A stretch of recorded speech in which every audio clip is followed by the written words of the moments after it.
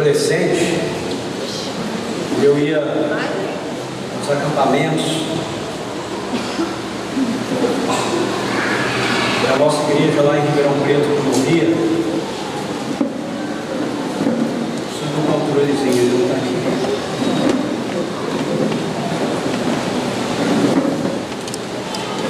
A gente tinha momentos muito especiais.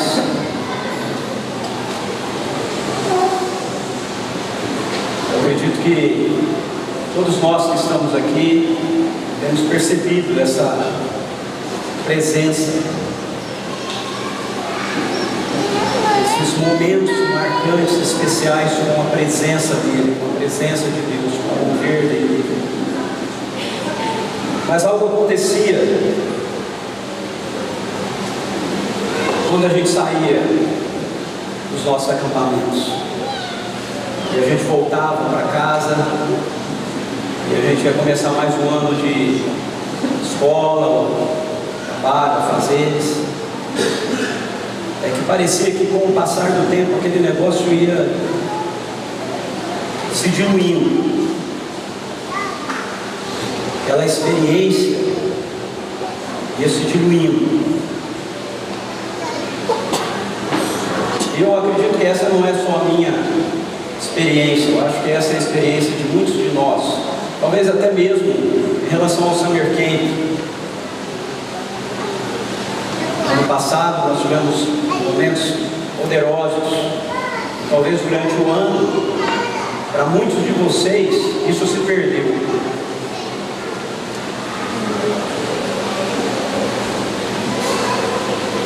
Para ser bem honesto, eu olho para alguns e eu vejo que se perdeu ao longo do ano. E aí a gente tinha uma expressão naquela época que era: ao fulano é crente de acampamento, ou é crente de congresso. Ou seja, era aquela ideia de que aquilo que a pessoa vivia, ela só conseguia viver e ela só podia viver lá, naquele ambiente, naquele lugar, fora da rotina da sua vida. Como foi dito ontem pelo Pedro de manhã, aonde a segunda-feira deixou de ser segunda-feira, você esqueceu que é segunda-feira. E isso sempre me inquietou. Sempre me inquietou, porque como eu já falei para vocês, depois da Bíblia, os livros que eu mais gosto de ler são livros que estão relacionados ao avivamento. Sou um estudioso dos avivamentos, não apenas por causa dos avivamentos, mas porque eu quero viver isso. Esse sempre foi o maior anseio do meu coração. Como essas realidades, como essas verdades podem permanecer, podem ser mantidas. Eu confesso para você que por muito tempo eu vivi assim. Por muito tempo eu vivi nessa dimensão. Por muito tempo eu vivi, e no caso nosso lá, naquela época, a gente tinha vários acampamentos. Diferente de hoje em dia, que a gente faz um acampamento, né? Lá a gente vira e mexe, tinha acampamento. A gente tinha acampamento no carnaval, aí chegava na Páscoa, tinha acampamento da Federação na Páscoa, aí chegava em julho, tinha acampamento de inverno em julho. Então a gente tinha um monte de acampamento. E a gente saía disso, e eu confesso que muitas vezes eu ficava pensando: gente, quando é que vai ter outro acampamento? Será que não vai ter outro acampamento?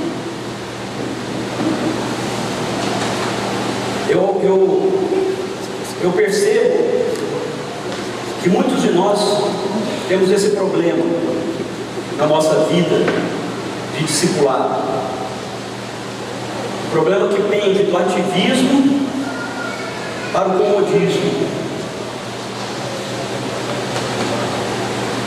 Muitas vezes, quando a gente experimenta as coisas que nós estamos experimentando aqui, a gente sai às vezes e a gente sai pensando assim: cara, é isso aí, eu vou viver esse negócio, tá? Selva, sangue nos olhos, né? Faca na porta, agora é pra tudo, cadê? Vem, né? É que nem ontem, cadeira noturna, né? Cadê os demônios? Pode vir, que eu vou dar na cabeça dele, tá? Né? Vou beijar a língua de vaca mesmo, não tem medo de nada.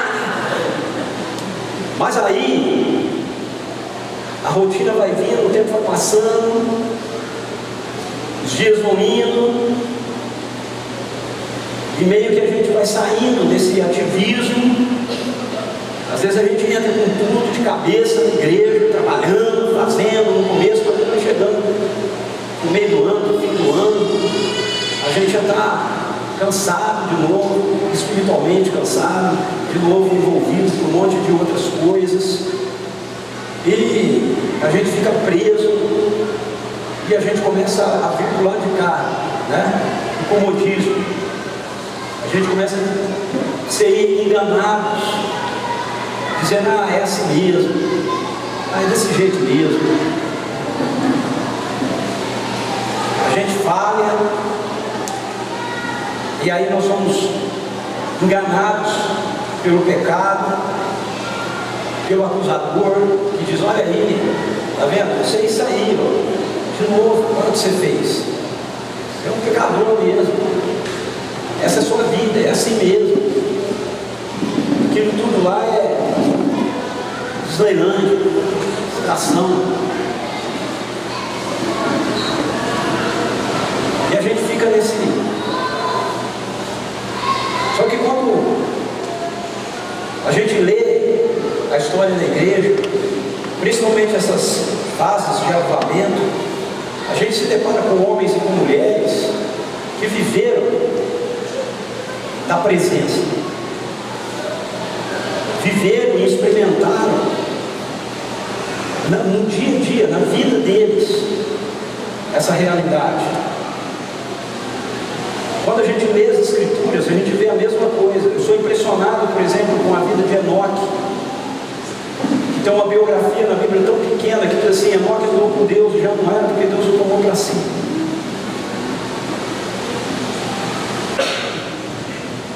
Eu sou impressionado com a vida de Elias, que chega diante de Acabe e diz assim: tão certo como vive o Senhor, diante de quem a minha vida está, ou numa outra tradução, diante de cuja a face eu estou. Elias vivia consciente de que ele estava na presença de Deus. Eu sou impressionado com a vida de Eliseu, que tinha uma visão espiritual aberta. Já pensou você viver com uma visão aberta do mundo espiritual? Elias via anjos o tempo todo. Aqui está cheio de anjos, você não enxerga, mas eles estão aqui. Eliseu os via. Eliseu os via o tempo todo.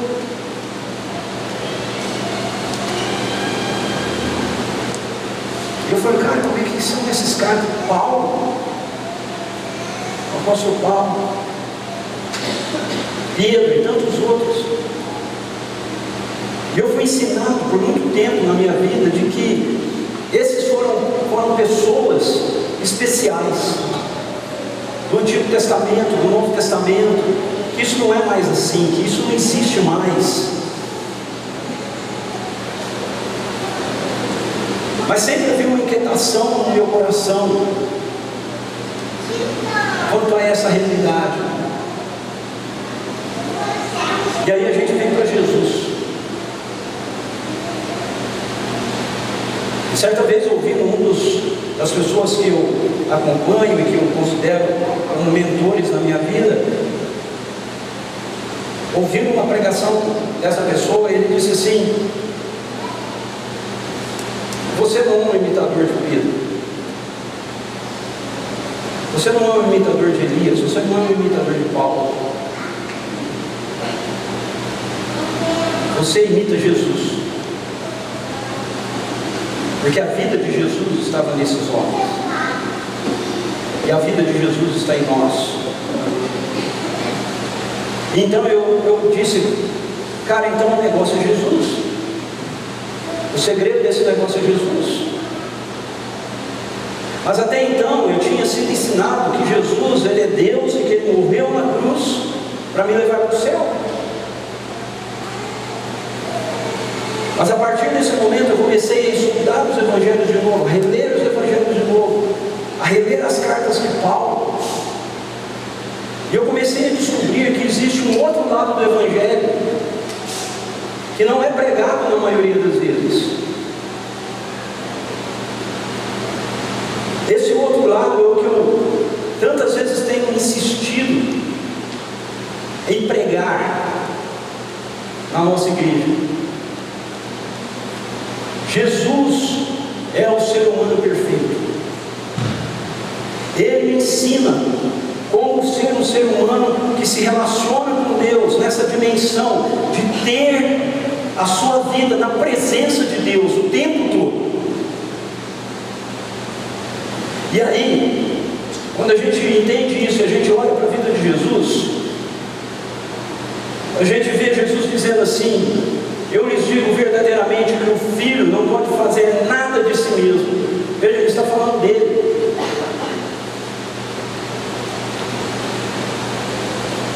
O Filho não pode fazer nada de si mesmo, só pode fazer o que vê o Pai fazer, porquanto o que o Pai faz, o Filho também faz.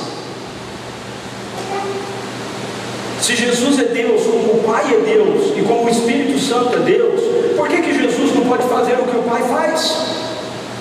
Por que ele diz que o Filho não pode fazer nada de si mesmo? Os testemunhas de Jeová, quando leem esse texto, entendem o texto errado, e eles dizem assim: é porque Jesus é um Deus menor do que o Pai. Mas não é essa a questão. A questão é que quando Jesus se refere a Ele como Filho, Ele não está se referindo a Ele como Deus Filho, Ele está se referindo a Ele como a humanidade criada à imagem de Deus. Ele está se referindo a Ele como Filho do homem, que era a expressão que Ele mais gostava de usar. Como Deus, e usando da sua natureza divina, Ele é exatamente igual ao Pai, e Ele pode fazer exatamente as mesmas coisas que o Pai faz. Mas aqui Ele está dizendo: eu me coloquei numa posição inferior ao do Pai, e eu fiz isso quando eu assumi a humanidade, quando eu me fiz um ser humano. Então, olhar para a vida de Jesus nos Evangelhos e depois entender o que o Espírito Santo ensina sobre ele através das epístolas é compreender como nós deveríamos viver como seres humanos. E em Jesus é que a gente encontra o segredo, se é que eu posso usar assim, de como isso que você está experimentando aqui, como isso que nós estamos vivendo aqui, pode ser a realidade da sua vida, pode ser o normal da sua vida, não há exceção. Ele é a chave para que a gente não seja crentes do Summer Camp, crentes de acampamento, mas para que a gente experimente aquilo que a gente está experimentando aqui todos os dias, diariamente. Eu garanto para você que isso pode ser assim, porque eu experimento isso assim. Eu tenho vivido isso exatamente assim. Tem algumas experiências que eu tive nesses encontros aqui que eu tenho exatamente iguais no meu quarto, no meu escritório, quando eu estou sozinho, eu e ele, sem conjunto, porque é o mesmo Deus que está conosco. Veja como Jesus diz isso. Ele aponta para a gente 3 dimensões nessa frase. Há 3 constatações que nós podemos fazer aí quanto à nossa vida de discipulado. Veja, Jesus, quando ele diz isso, o Filho só faz aquilo que ele vê o Pai fazendo, aquilo que o Pai faz, isso o Filho também faz. A primeira constatação que a gente tem é que há coisas que o Pai não está fazendo. Você precisa entender isso. Se você se torna um seguidor de Jesus, se você se torna um discípulo de Jesus, a sua identidade é de filho e filha de Deus. Jesus é o Filho unigênito, que se torna o Filho primogênito, porque através do que Ele fez por nós na cruz, o Pai nos traz de volta para casa, nos traz de volta para a família, e você agora é visto por Deus como um filho, uma filha. Sim, filhos e filhas que querem estar envolvidos com os negócios do Pai,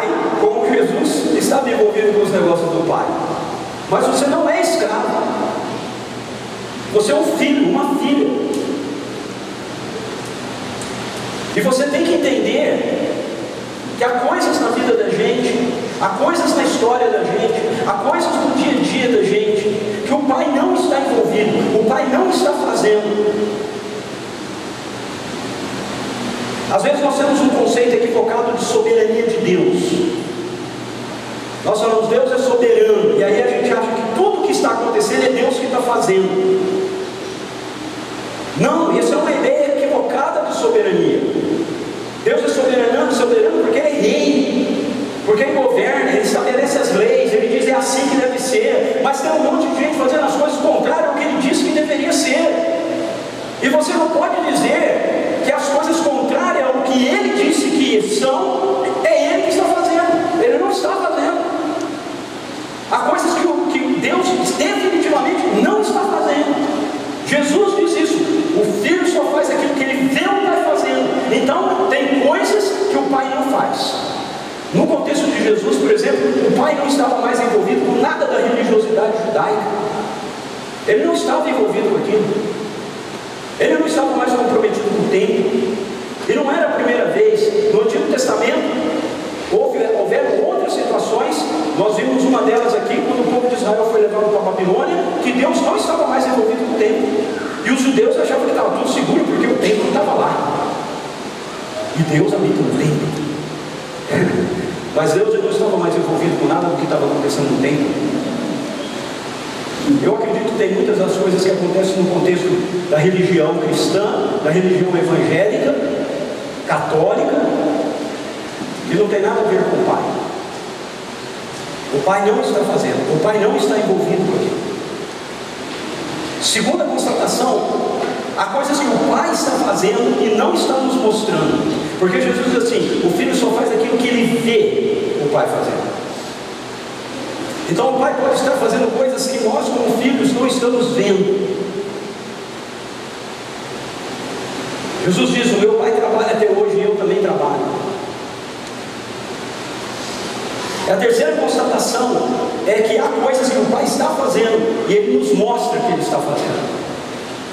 Jesus, quando Ele dá essa resposta, Ele dá essa resposta porque Ele está sendo arguido sobre o fato de Ele ter curado um homem paralítico num dia de sábado.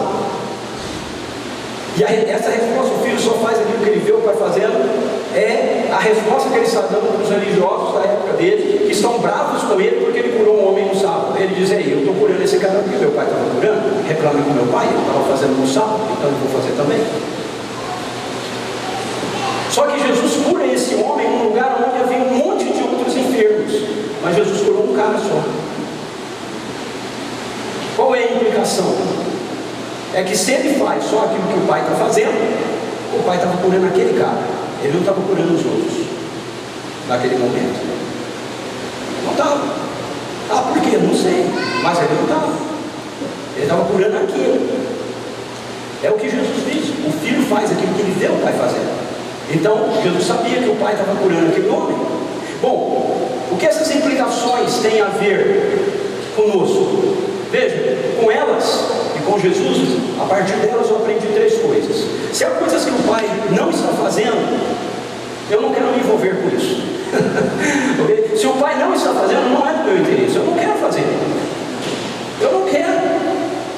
Isso inclui até mesmo o contexto religioso. Às vezes eu tenho alguns pastores, amigos e tudo mais, que falam, ei, cara, você precisa estar envolvido com isso ou com aquilo, da política eclesiástica, ou função, ou cargo. Eu não quero. Eu não quero, porque eu acredito que o Pai não está fazendo aquilo. Ou, se Ele está fazendo, Ele não está me mostrando o que Ele está fazendo. Porque essa é a segunda questão. Aquilo que o Pai está fazendo e Ele não está nos mostrando o que Ele está fazendo, a gente também não tem que se envolver. Às vezes o Pai está mostrando que Ele está fazendo algo para alguém e aquela pessoa está envolvida com aquilo. E a gente acha bonito, a gente acha legal, mas o Pai não está mostrando aquilo para a gente fazer. Dá para entender? Ele não está mostrando. Ele está mostrando para alguém, a pessoa está envolvida com aquilo. Por exemplo, vou dar um exemplo nosso aqui. O Pai não está me mostrando que Ele está trabalhando comigo na Tailândia. Ele está mostrando isso para o Tiago. Eu quero apoiá-lo, quero abençoá-lo na Tailândia, mas mas eu não vou para a Tailândia. O Pai não está me mostrando que é para eu ir para a Tailândia. Ele está trabalhando lá, e Ele mostrou isso para o Tiago, e o Tiago está indo para a Tailândia, faz muito bem. Eu não estou indo para Vila Velha plantar uma igreja. O Pai não me mostrou isso, o Pai mostrou isso para o Pedro, e o Pedro viu e diz: ei, o Pai está me mostrando isso, está me chamando para fazer isso. Ele vai e faz muito bem. Agora o Pai está mostrando algumas coisas para mim, e aquilo que Ele está mostrando para mim, com essas eu me envolvo.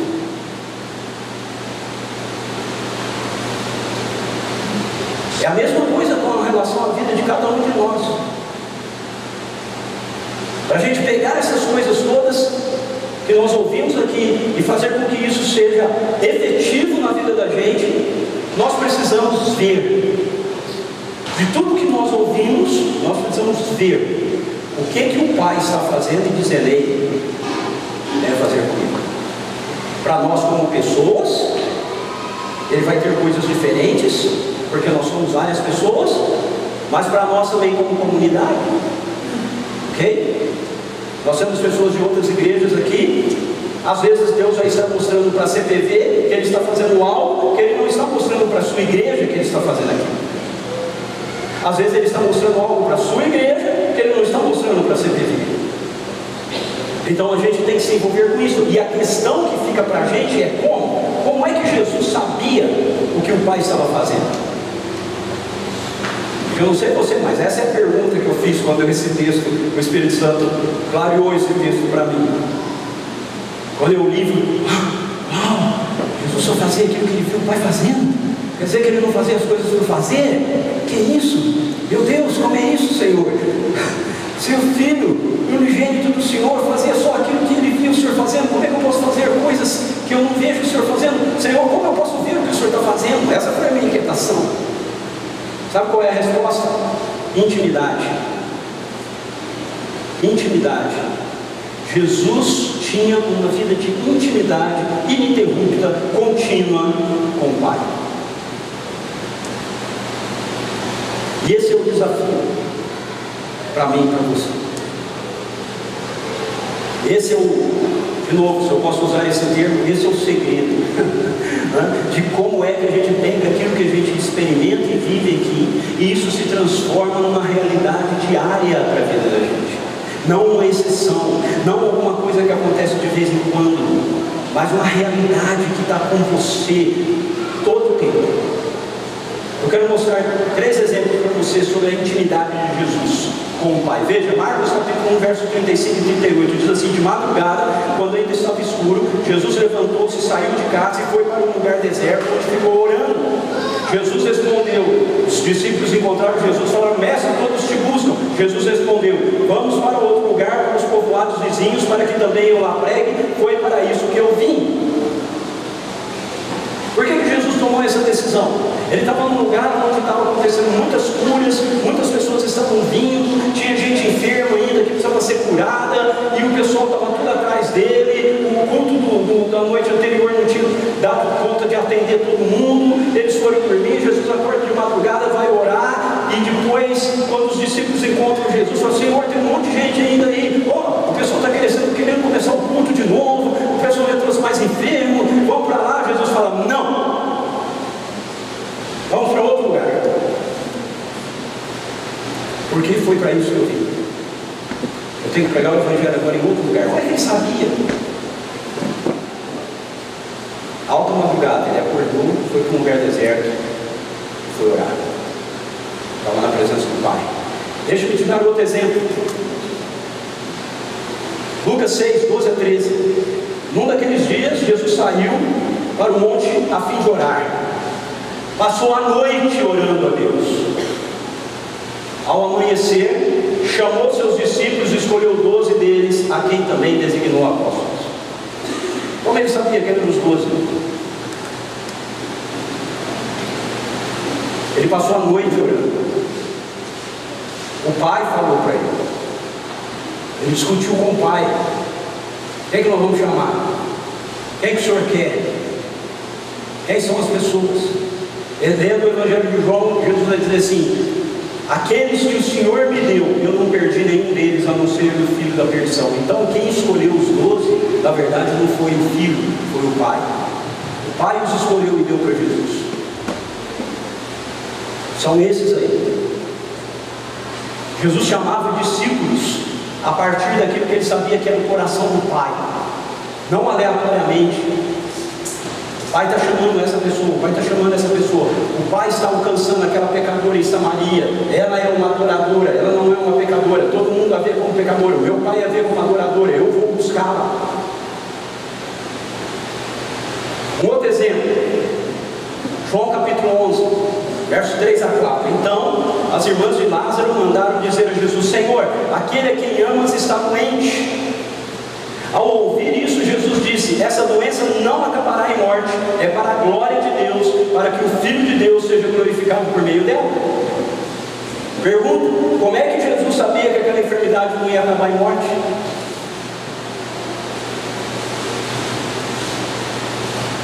O pai tinha dito.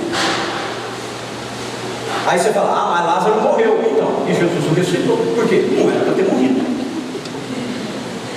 Quem mandou se morrer? Meu pai falou que essa enfermidade não era para a morte. Pode voltar. Lázaro, vem para fora. Não vai sair por aí querendo ressuscitar morto 3x4, porque não adianta. Se o pai não falar, não adianta.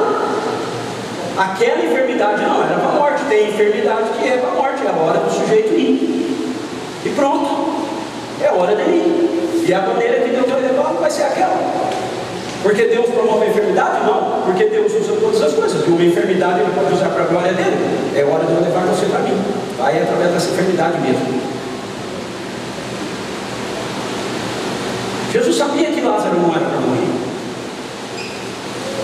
Por quê? Quando ele vai diante do túmulo de Lázaro, ele diz assim: Pai, graças te dou, porque sempre me ouves. Intimidade.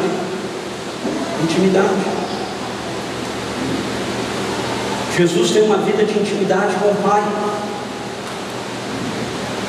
E Jesus nos ensina a como ter uma vida de intimidade.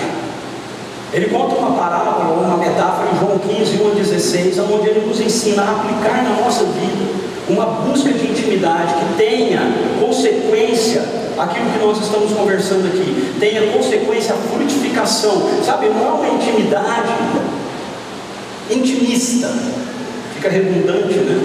Mas é essa a ideia mesmo. Tem algumas intimidades que são intimistas, sabe? O cara até tem intimidade com Deus, mas não faz nada na vida dele.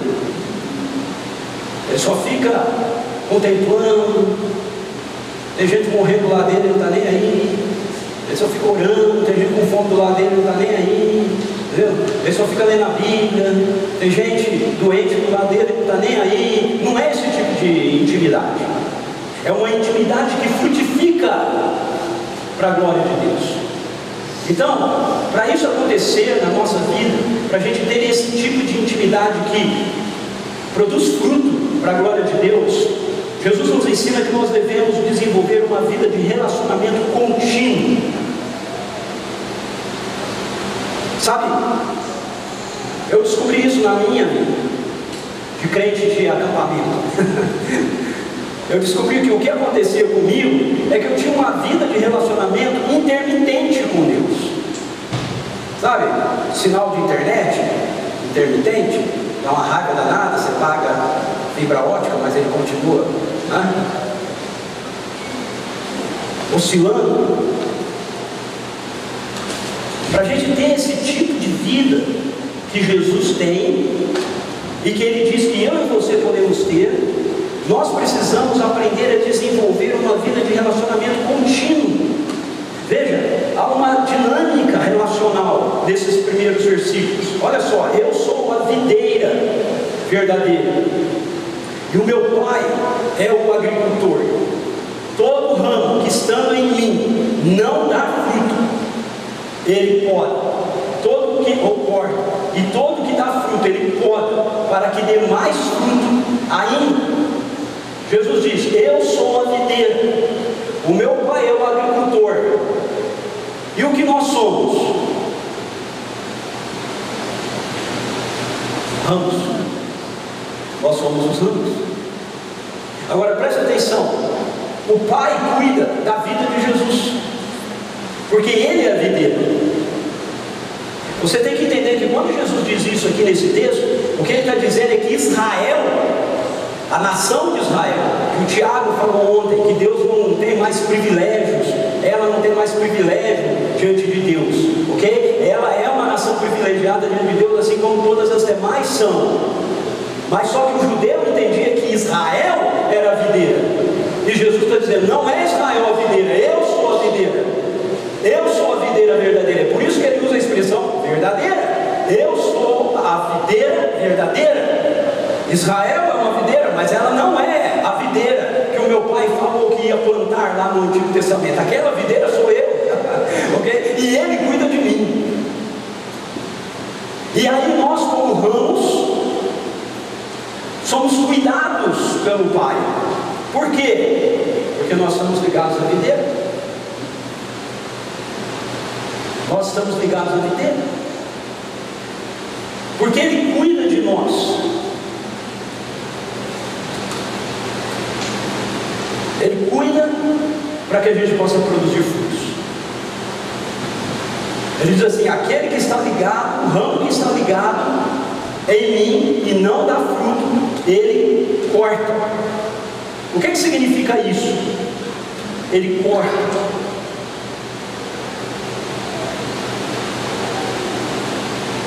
Na verdade, no original, essas duas palavras, corta e poda, elas são a mesma coisa, ok? Com uma pequena variação. A segunda vez que ele fala sobre poda, que ele usa a expressão que na nossa tradução, né, usa a expressão poda, no original, na verdade, a ideia é de limpa, ok? Então pense numa videira, tá? Uma poda, a primeira poda que ele está chamando aí de corte, é poda do mesmo jeito, é uma poda no ramo. A segunda poda que ele está falando é uma poda no cacho, ok? Então aquele ramo que não está dando fruto, ele poda no ramo. Por quê? Ele não está dando fruto porque alguma coisa está impedindo o fluir da vida da videira nele. Então provavelmente o que aconteceu nesse ramo é que houve uma quebra nele. Sabe? Aquele galinho que cresce, ele quebra. Então aquela quebra impede que o fluir da vida da videira continue, e assim não nasce o cacho. Então ele tem que podar. Ele poda justamente nessa parte daquilo que está obstruindo a vida da videira fluir. Então a primeira poda tem a ver com Deus, tratar conosco, tratar com a nossa vida em relação a coisas que estão na nossa vida e que impedem o fluir da vida de Jesus que está em nós, para produzir fruto. E não precisa ser necessariamente pecados, ok? Pecados que eu digo é coisas imorais. Às vezes a gente olha para a vida da gente e a gente acha que está tudo certo porque nós não estamos fazendo nada feio, moralmente falando.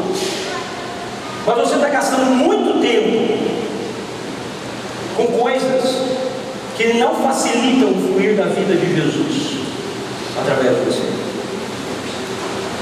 E ele tem que podar isso. Ele tem que corrigir isso. Por quê? Porque ele quer que a sua relação com Jesus produza fruto. Se essa é a sua primeira realidade, se você se encaixa dentro dessa primeira realidade, o que provavelmente acontece é que você sente que você tem Deus, que você tem Jesus, que você está salvo. E está mesmo. Só que Deus não te salvou para você estar salvo.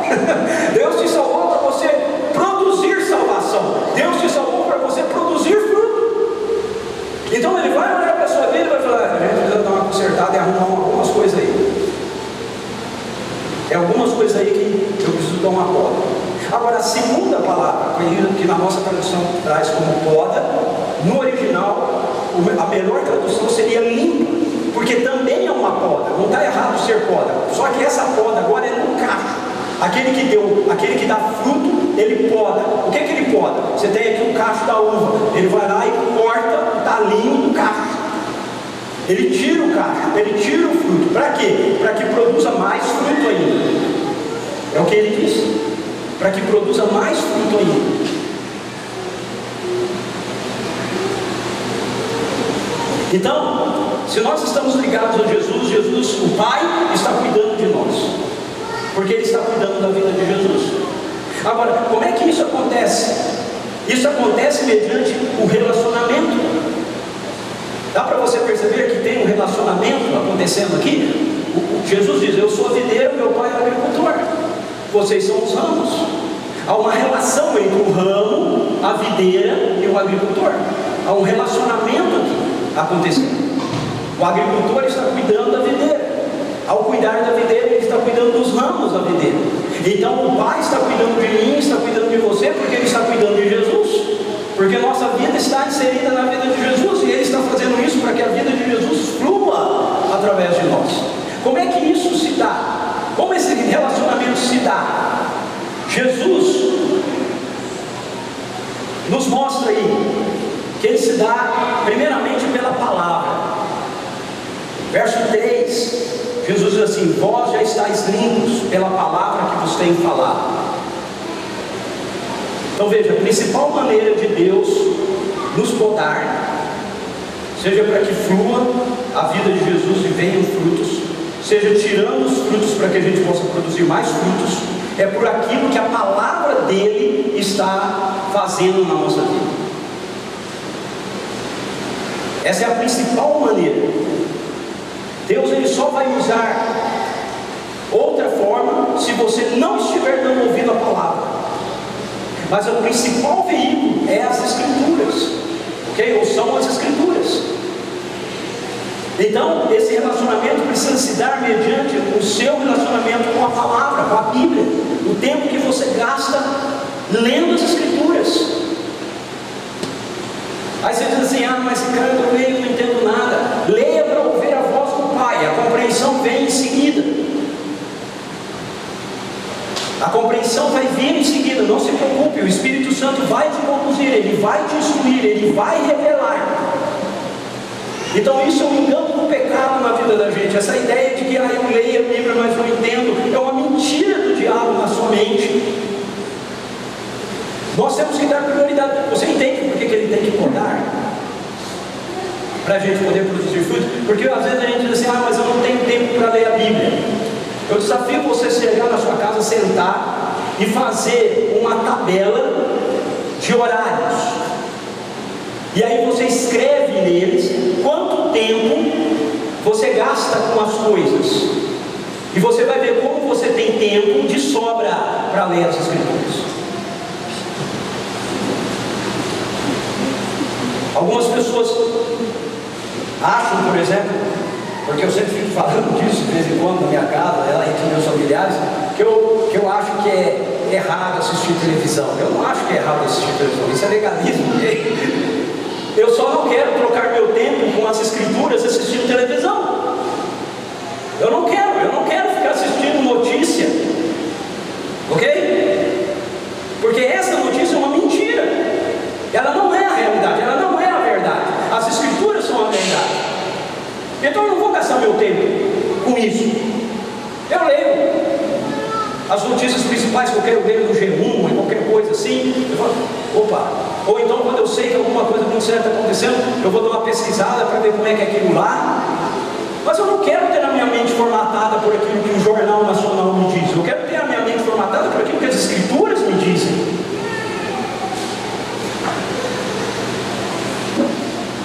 Então, calcule. Ah, não tenho tempo. Veja quanto tempo você gasta jogando videogame. Eu gosto de séries, por exemplo. Geralmente eu gosto do meu fim de noite. Eu gosto de sentar e assistir. Às vezes um dia que eu estou, meu dia frio, eu gosto de a tarde toda assistir uma série. Okay? Eu não estou dizendo para você que é errado. Eu estou apenas dizendo para você avaliar, porque às vezes a conversa, essa desculpa que a gente dá de que eu não tenho tempo para ler as Escrituras, não é verdadeira. O que nós precisamos é de uma poda. É de uma poda. Deus me podou do karatê, por exemplo, quando eu me converti. Eu já falei isso aqui, eu treinava de 6 a 8 horas por dia. O karatê era meu Deus. Quando eu me converti, ele disse: você precisa parar de treinar karatê. E eu parei. E eu tinha muito tempo para ler as Escrituras. Mais tarde, eu pude voltar a treinar karatê, porque o karatê já não era mais meu Deus. Mas naquela época era. Então o primeiro veículo desse relacionamento é a palavra. É a palavra que vai purificar você, é a palavra que vai limpar você. Se nós somos submissos à palavra, Deus não precisa usar provações, Deus não precisa usar essas coisas. Ele não precisa. Ele usa essas coisas quando nós não estamos dando atenção à palavra. Ok? Por isso, quando a gente enfrenta lutas e problemas, nem sempre a gente deve dizer que isso é uma provação. Ok? Na vida da gente. Se você pensa isso diferente de mim, eu quero respeitar você, ok? Mas, por exemplo, eu não acho que enfermidade é provação. Para mim, enfermidade é batalha espiritual, é guerra. Não é provação. Deus pode usar aquilo, mas não é Deus que está me mandando aqui. Eu tenho que enfrentar aquela realidade. Eu tenho que lutar contra aquilo. É consequência da queda, uma realidade da queda, que Deus pode utilizar, mas não é Ele que está me mandando aqui. Então nem toda aprovação. Algumas pessoas falam sobre o apóstolo Paulo, o espinho da carne do apóstolo Paulo ser enfermidade. Eu não vejo nenhum fundamento para isso. Gaste tempo com a palavra. Esse é o principal veículo de relacionamento. Mas o texto ele continua e mostra para a gente que a oração também faz parte disso. Veja, por 2 vezes no texto ele fala de oração. No verso 7, ele fala que se nós obedecermos aos seus mandamentos, nós vamos pedir ao Pai, assim como ele obedece os mandamentos do Pai, nós vamos pedir ao Pai e o Pai vai realizar. No verso 16 ele diz que não fomos nós que o escolhemos, mas ele nos escolheu para que a gente vai ter frutos, para que o nosso fruto permaneça, e aquilo que a gente pedir ao Pai, ele vai, no nome dele, ele vai realizar. Então, a outra dinâmica de relacionamento aqui é essa vida de contínua oração diante de Deus. Essa vida onde eu interajo com a palavra me mostra qual é a mente de Deus, como Ele pensa, e eu respondo a isso em oração. Eu interajo com Ele. É um relacionamento. No verso 10, ele diz que isso acontece na vida da gente também pela obediência. Esse relacionamento ele se dá pela obediência. Deixa eu ler esse versículo.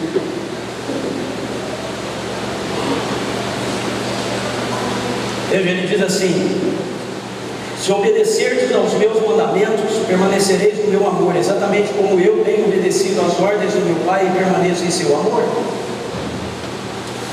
Viu como ele é o nosso modelo? Se vocês obedecerem o meu mandamento, permanecerão no meu amor, assim como eu obedeço os mandamentos do meu Pai e permaneço no seu amor.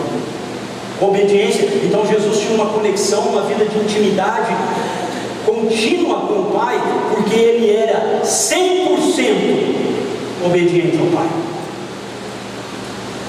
Não adianta eu ler as Escrituras, eu estudar as Escrituras e eu não obedecer as Escrituras, eu não praticar aquilo que as Escrituras estão me dizendo. As Escrituras me dizem que eu tenho que perdoar e eu resolvo que eu não tenho que perdoar. As Escrituras me dizem que eu tenho que amar e eu acho que eu não consigo amar todo mundo. As Escrituras dizem que se eu sou enviado para pregar o Evangelho, e quando eu proclamo o Evangelho, devo orar por pessoas se elas estão enfermas, e eu digo, não, mas eu tenho vergonha de orar pela pessoa, porque eu não vou orar. Não adianta. Eu ouço e eu obedeço. Eu leio e eu obedeço. Eu tenho que obedecer. Jesus diz: eu obedeço os mandamentos do meu Pai. Vocês devem obedecer os meus mandamentos. Quando isso acontece, nós mantemos então esse relacionamento contínuo. Mas em segundo lugar, Jesus nos ensina essa vida de frutificação a partir do desenvolvimento de uma vida de dependência contínua. Não apenas de relacionamento, de intimidade, mas de uma intimidade que me leva a uma dependência contínua. Olha só o que ele diz nesse texto, versos 4 e 5. Ele diz assim: permaneçam em mim e eu permanecerei em vocês. Nenhum ramo pode dar fruto por si mesmo se não permanecer na videira. Vocês também não podem dar fruto se não permanecerem em mim. Eu sou a videira, vocês são os ramos. Se alguém permanecer em mim e eu nele, esse dará muito fruto, pois sem mim vocês não podem fazer coisa alguma. Olha só, olha quantas vezes aparece a palavra, a expressão, o verbo permanecer. Permaneça, permaneça, permaneça, permaneça, permaneça.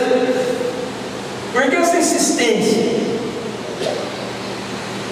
Porque nós podemos ter um relacionamento que não gere permanência, meramente religioso.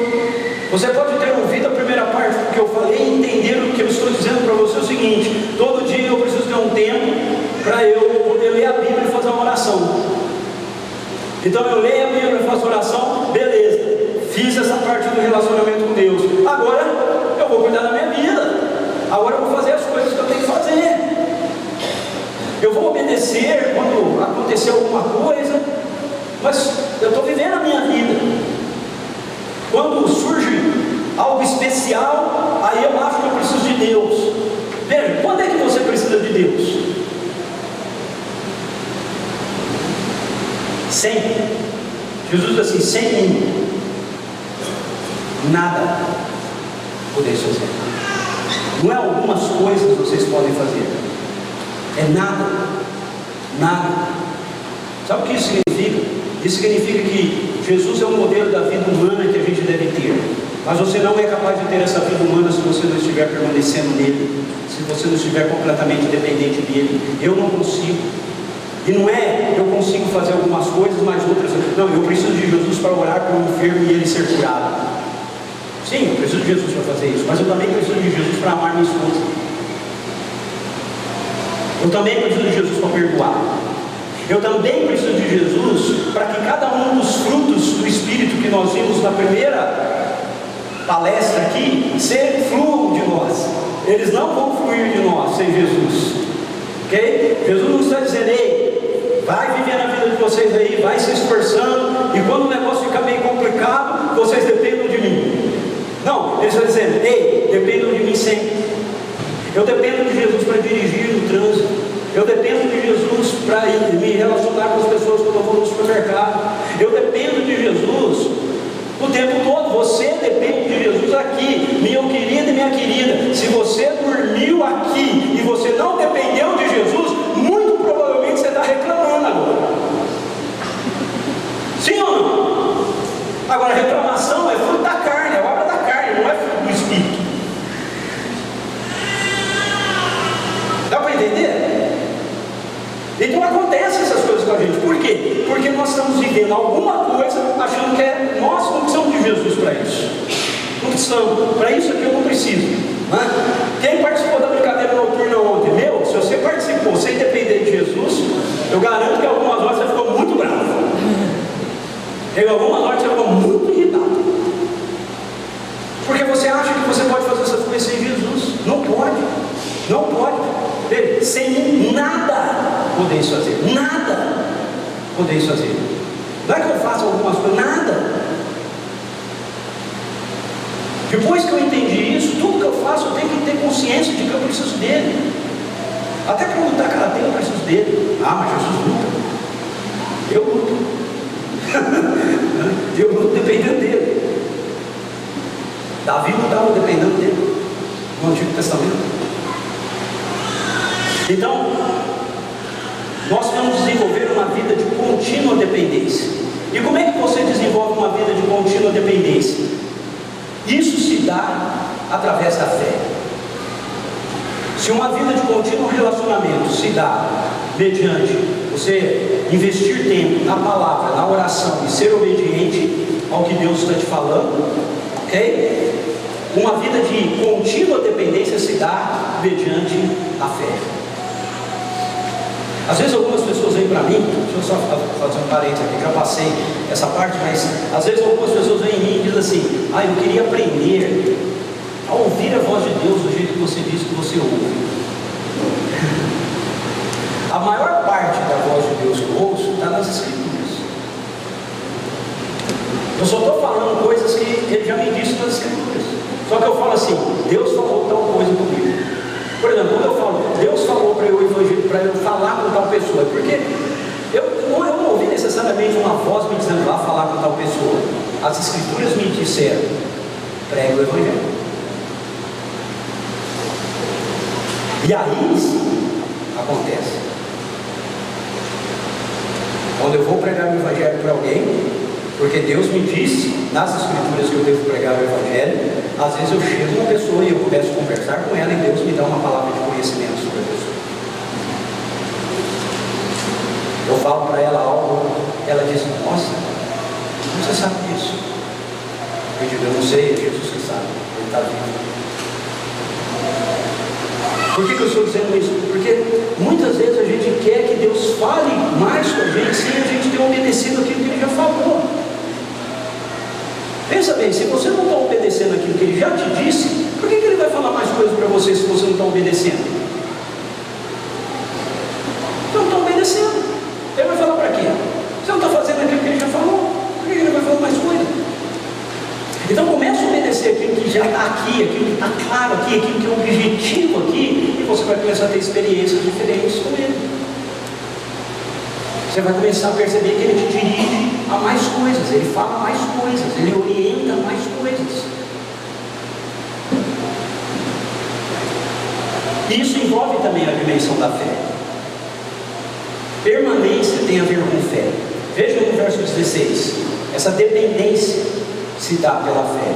Ele diz assim: vocês não me escolheram, mas eu os escolhi para irem darem fruto que permaneça, a fim de que o Pai lhes conceda o que pedirem no meu nome. Você acredita nisso? Nós falamos muito assim, aqui, esse Summer Camp, né, foi o nosso tema: frutificar, fruto para tudo quanto é lá, fruto para a cidade, fruto para a rua, fruto não sei aonde, fruto para tudo quanto é lá, é uma frutaria. Né? Agora, minha pergunta para você é: você acredita que Deus te escolheu para fazer isso? Ele te escolheu. Não fosse vós que escolhestes a mim, eu vos escolhi a vós outros. Esse negócio não tem a ver com você, não. Você acha que você está salvo porque você chegou e disse para Deus: ei Deus, eu quero te aceitar? Não, quando você fez isso, Ele já tinha te convertido, né? Ele ia te operar no seu coração. É por isso que você fez isso. Se Ele não tivesse sido operado, você não tinha se rendido. Todas as vezes que nós fazemos algo em relação a Deus, sempre é uma resposta ao que Deus já está fazendo na vida da gente. É que às vezes a gente não percebe, mas sempre é uma resposta. Então, eu acredito. É fé. Eu acredito. Eu acredito que Jesus me designou, me chamou para que eu vá e eu produza frutos, e eu dê muitos frutos. Meu Pai é glorificado pelo fato de vocês darem muito fruto. Você precisa crer nisso. Você não pode dar ouvido às vozes mentirosas. Mas olha como você está vivendo, olha o que você fez. Sim, às vezes a gente erra, sim, às vezes a gente falha. Mas não, meu erro, minha falha não me destitui de quem eu sou diante do Pai, através daquilo que Jesus fez por mim. Não me destitui. Deus não fica tendo uma relação com você dizendo assim: ó, eu te adotei, hein? Mas a carta de adoção está na minha mão, viu? Ah, vai fazer ó, que eu rasgo a carta, hein? Esse não é Deus, ok? Esse não é Deus. Sabe como Deus lida conosco? Ele olha para a gente como filhos e filhas, que Ele nos ama profundamente. Quando o Tiago e a Mila estão com a Sofia, a Sofia que é a mais pequenininha aqui que anda.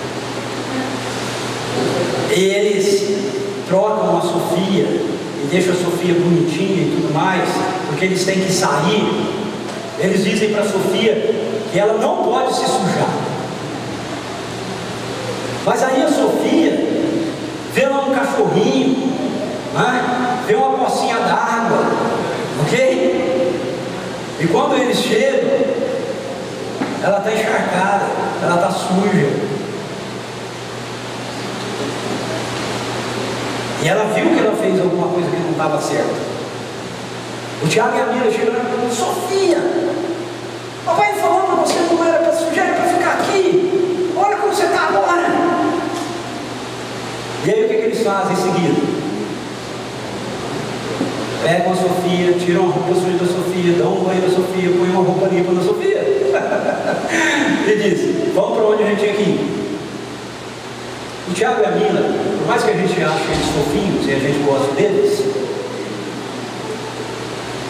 eles são seres humanos, limitados, como eu e você. Se eles sendo maus, eles sabem lidar bem, com carinho, com amor, com cuidado, com a filhinha deles. Você acha que um Deus santo, amoroso, perfeito, não é capaz de fazer o mesmo com você? Da onde nós tiramos essa ideia de que quando a gente erra, a gente falha com Deus, Ele está com um raio na mão para jogar na cabeça da gente? Isso é uma visão dos gregos de Deus. Zeus que ficava jogando raio na cabeça da turma. Eu garanto para você, o Deus revelado em Jesus não é assim. Quando você falha, quando você erra, Ele não vai dizer: ok, está tudo certo, não faz mal que você se sujou. Não. Provavelmente Ele vai te dar uma bronca. Provavelmente Ele vai falar para você: ei, não era para você ter feito isso. Mas em seguida Ele vai pegar você e vai falar: vem aqui, vamos trocar.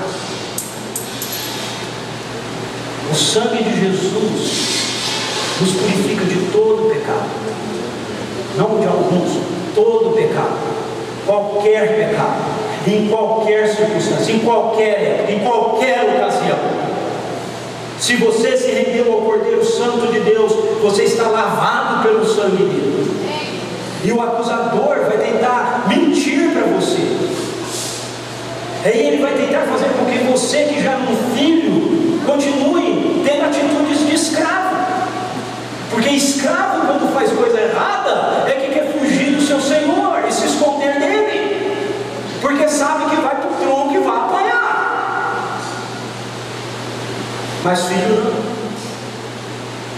Filho, quando erra, sabe que tem que correr para o braço do pai, porque sabe que é ele que pode resolver o que ele fez de errado. É ele.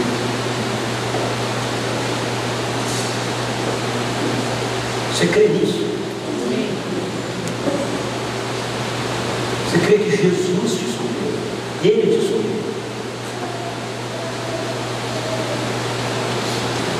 Essa é a coisa mais doida na minha cabeça. Fala: Jesus, por que eu? Tem gente que tem crise do porquê que Jesus não salvou os outros. A minha crise é por que Jesus me salvou.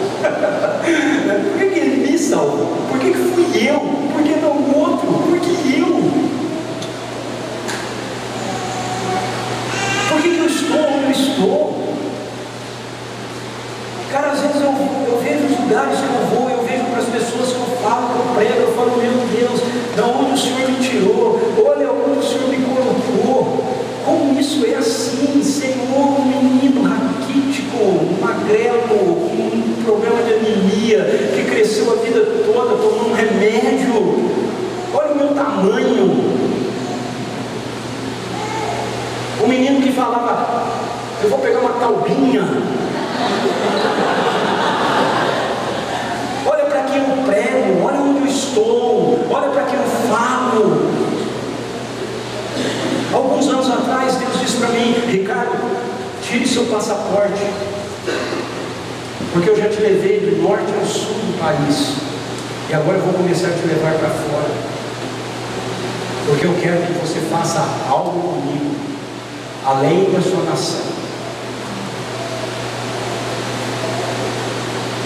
E depois disso, eu já fui para a Bolívia, já fui para os Estados Unidos, já fui para Colômbia, já fui para vários lugares, falar.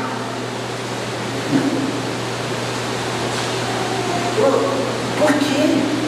Por que ele me salvou? Por que ele me coloca nisso?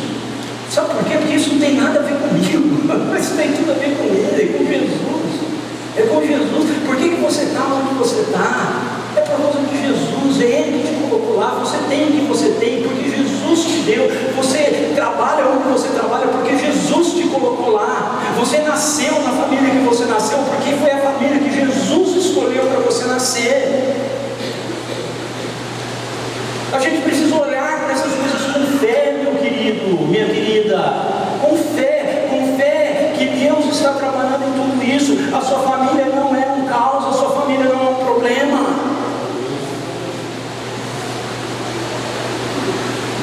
Fé de que Jesus está envolvido nesse negócio.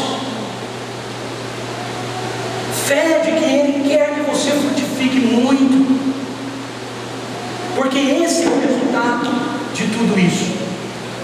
Veja no verso 8, ele diz: meu Pai é glorificado pelo fato de vocês darem muito fruto, e assim serão meus discípulos.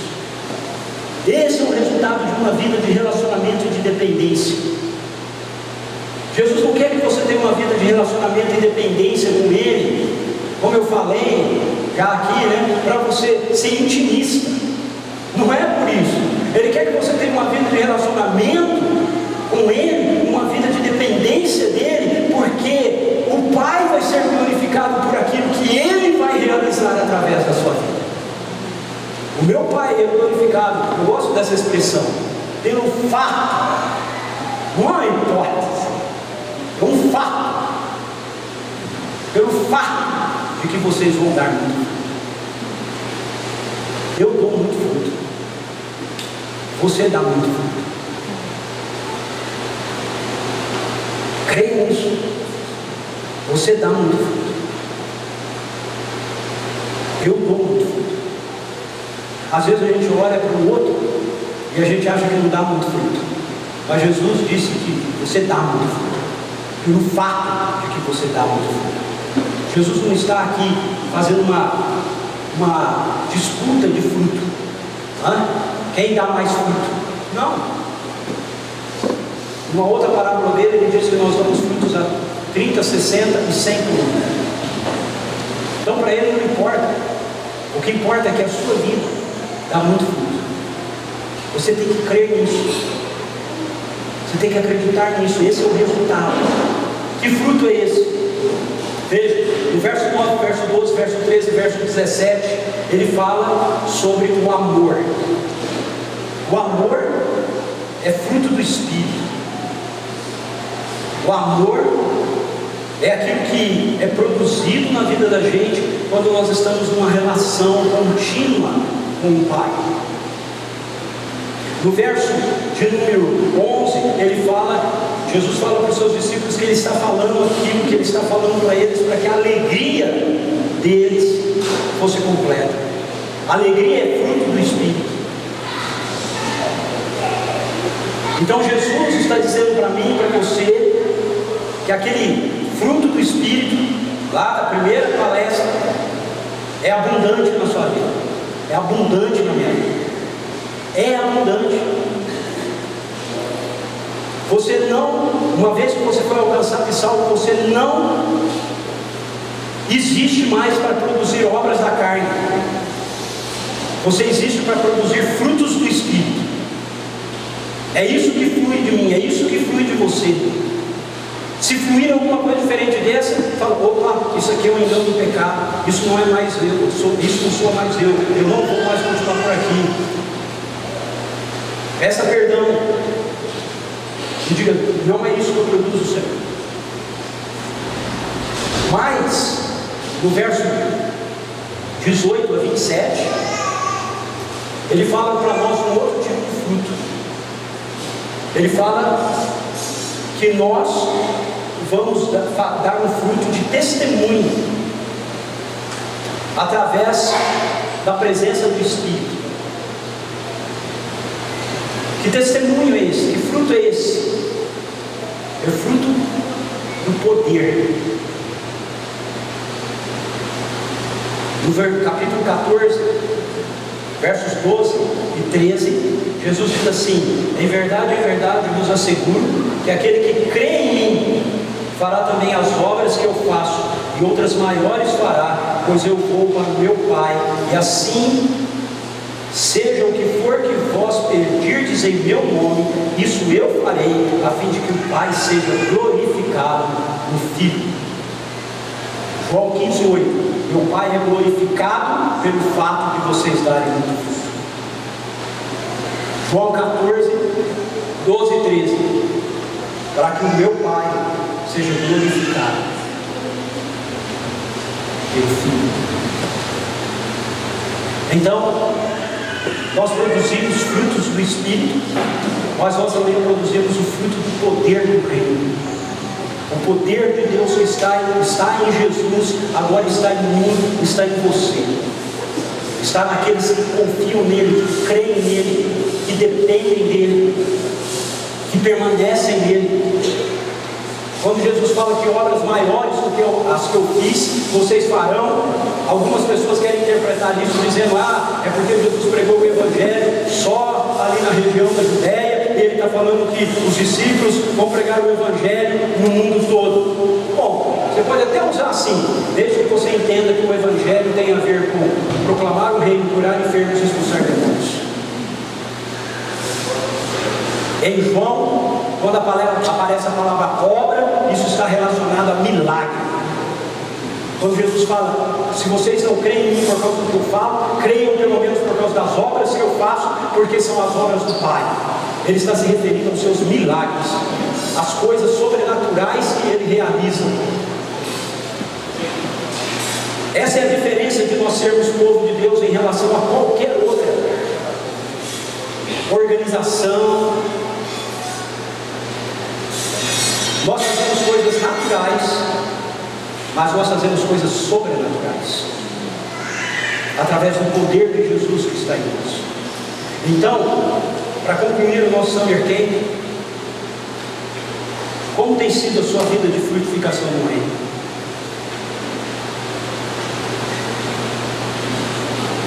Você entende o ministério como sua vida? Ou você só faz o ministério como tarefa que lhe foi atribuída?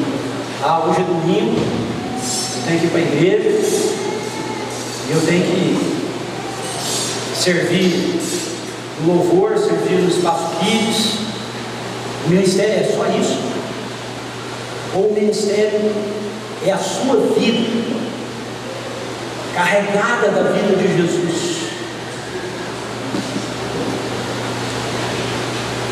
Quando a gente entende isso assim, a gente acorda na segunda-feira dizendo assim: uau, é segunda-feira, é segunda-feira, e eu vou para o meu trabalho, eu vou encontrar gente lá, eu estive na presença no final de semana, estive com meus irmãos, estive com o pai, estou cheio da vida dele. Eu vou encontrar gente lá que vai vir frustrado no final de semana, porque o cara não via a hora de chegar o final de semana. Chegou o final de semana, ele foi para um motel com uma mulher, ele traiu a esposa, ele foi encher a cara, ele foi para o baile de carnaval, mas a segunda-feira chegou e a vida dele é a mesma porcaria e o mesmo caos. E você é a Shalom de Deus para ele. Você é a Shalom de Deus para ele. E aí você vai falar: uau, é terça-feira. Jesus, bom dia, o que é que nós vamos fazer juntos hoje? Você vai estar sentado do lado do amigo no trabalho, e à medida que a vida de Jesus for se tornando cada vez mais presente em você, fluindo de você, Às vezes você não vai precisar nem falar nada. E Ele vai dizer para você: cara, quando você está perto de mim, eu sinto uma paz.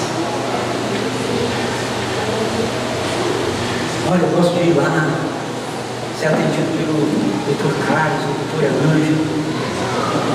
Eles são excelentes médicos, mas não sei, tem um negócio diferente.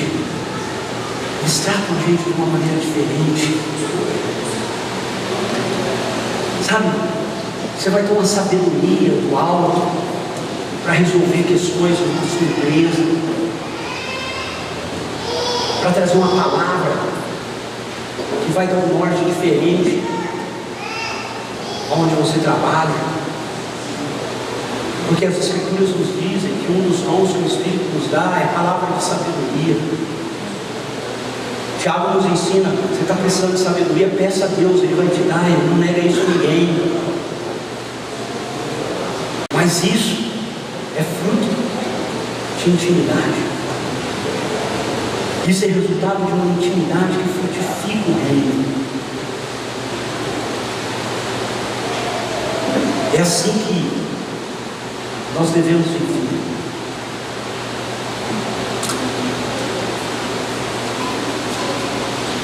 Eu quero garantir para você que isso é possível. Isso é possível. Eu lia sobre essas coisas nesse livro. Eu lia sobre isso na história da igreja, na vida de homens como Moody, que foi o grande evangelista, Finney, Jonathan Edwards, Whitefield, Madame Guy, outros tantos. Eu lia e falava: gente, como é isso? Eu sei como é. Isso não é mais uma teoria, não é? Isso é real. E se pode ser real para mim, pode ser real para você. Se é real para mim, pode ser real para você. Não há nada de mágico, não há nada de especial aqui. É simplesmente fé. Fé que você aplica na sua vida. Como algo que você fala: cara, é assim. É assim. Ontem a Daiane desceu para pegar o meu saltinho, o pastor Pedro, que estava com dor de cabeça. Eu falei: não, vamos orar por ele, vai ser curado.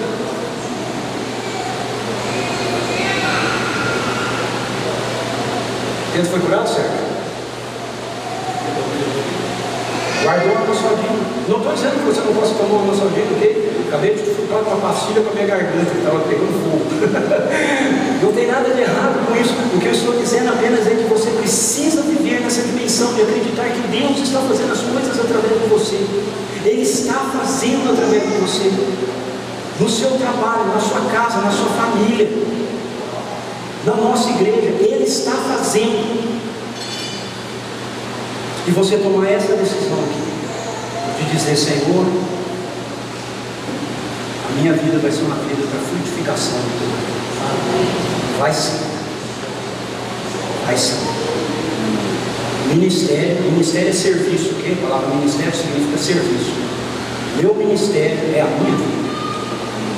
Ora, acontece dentro da igreja, mas a maior parte dela acontece na minha casa, no meu consultório, no meu escritório, na hora que eu estou atendendo um cliente, na hora que eu estou recebendo um paciente, na hora que eu vou fazer a visita para alguém para fazer uma venda, na hora que eu estou comprando um pão na padaria. A vida de Jesus está fluindo. Deixa eu chamar o pessoal da música aqui.